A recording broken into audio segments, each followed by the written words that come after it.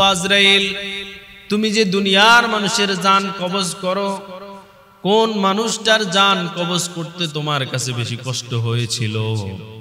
হযরতে আজরাইল আলাইহিস সালাম বললেন, ওগো আল্লাহ, একটা গর্ভবতী মহিলার জান কবজ করতে আমার কাছে মায়া লেগেছিল, এবং একটা মানুষের জান কবজ করতে আমার মায়া লেগেছিল। ঘটনাটা হলো, এক মহিলা জাহাজের মধ্যে যাচ্ছে, হঠাৎ করে জাহাজ ওইখানে ভেঙে পড়ে গিয়েছে।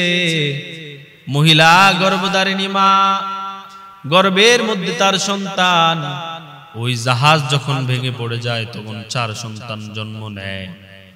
তখন মহিলা সন্তানটাকে একটা কাঠের মধ্যে উঠাইয়া সন্তানকে নিয়ে যায়, কাঠের মধ্যে উঠাইয়া সন্তানকে নিয়ে সাগরের মধ্যে যখন সাঁতার কাটতেছে, এমন সময় আল্লাহ থেকে অর্ডার আসে, ওগো জিব্রাইল, যাও ওই মহিলার জানটাকে কবজ করে ফেলো। তখন বলল যে ওই মহিলা গর্ভধারিণী মা।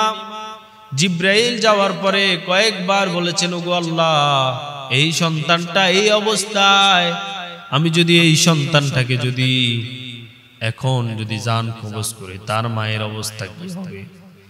তার মাকে যদি এখন জান কবজ করি, এই সন্তানের অবস্থা কি হবে? জিব্রাইল মায়ায় পড়ে গেলেন, হযরতে আজরাইল আলাইহিস সালাম মায়ায় পড়ে গেলেন। মায়ায় পড়ার পরে হযরতে আজরাইল আলাইহিস সালাম জান কবজ করতে চাইতেছিল না। আল্লাহর কাছে বারবার রিকোয়েস্ট করলেন, ওগো আল্লাহ, তুমি একটু ভেবে দেখো এই সন্তানটার কি হবে। আল্লাহ রাব্বুল আলামিন বলল, জিব্রাইল, তুমি জান কবজ করো। তখন জিব্রাইল জান কবজ করলো। আল্লাহ রাব্বুল আলামিন বলল, আল্লাহ রাব্বুল আলামিন ওই সন্তানটাকে, কাঠের মধ্যে যে সন্তানটা ছিল, এই সন্তানটাকে, ওই সন্তান বেশে বেশে একটা রাজ্যের সামনে গিয়ে উঠলো। ওই রাজ্যের রানীর কোনো সন্তান হচ্ছিল না।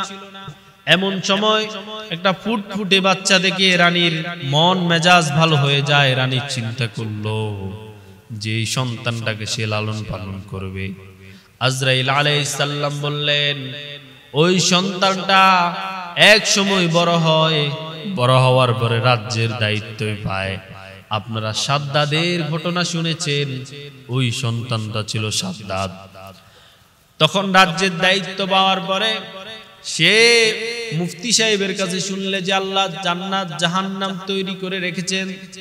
দুনিয়া থেকে মানুষের যাওয়ার পরে আল্লাহ রাব্বুল আলামিন সবার কিয়ামতের ময়দানে হিসাব দিবেন, কাউকে জান্নাত দিবেন, কাউকে জাহান্নাম দিবেন।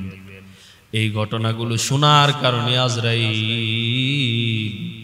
এই ঘটনাগুলো শোনার কারণে সাজ্জাদ বলল যে আমি একটা জান্নাত বানাবো।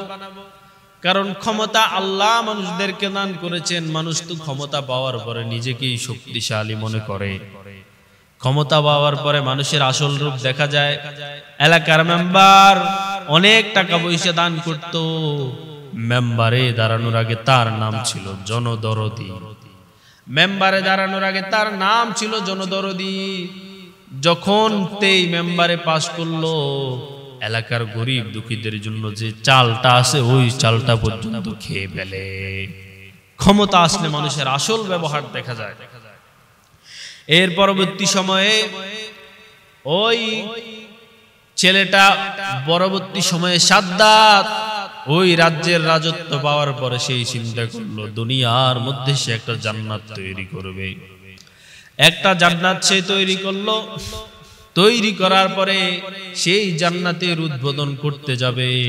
এমন সময় আল্লাহ থেকে ফরমান জারি হয়, ওগো আজরাইল, তুমি যাও, ওই লোকটা সে আমার সাথে সমর্ষণ করে আমার সাথে পাঙ্গা লাগিয়ে যে জান্নাত তৈরি করেছে, সে জান্নাতে এক পা দিবে, ঘোড়ার মধ্যে এক পা রাখবে, এমন অবস্থায় তার জানটা কবজ করে ফেল।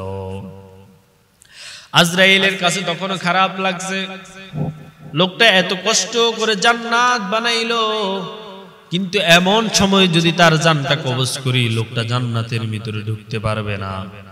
আল্লাহর কাছে বলল, আল্লাহ, লোকটা জান্নাত থেকে বাইর হোক, তারপরে আমি তার জানটা কবজ করব। আজরাইলকে আল্লাহ বললেন, ওগো আজরাইল, তুমি তোমার দায়িত্ব পালন করো, আমার হুকুম পালন করো, আর কোনো কথা বলবে না। হযরতে আজরাইল বলেছিলেন, ওই শাদ্দাদ এবং তার মায়ের জান কবজ করতে আমার কষ্ট হয়েছিল, আমার মায়া হয়েছিল। সেই শাদ্দাদ জান্নাত বানিয়েছিল আল্লাহর সাথে পাঙ্গা দিয়ে।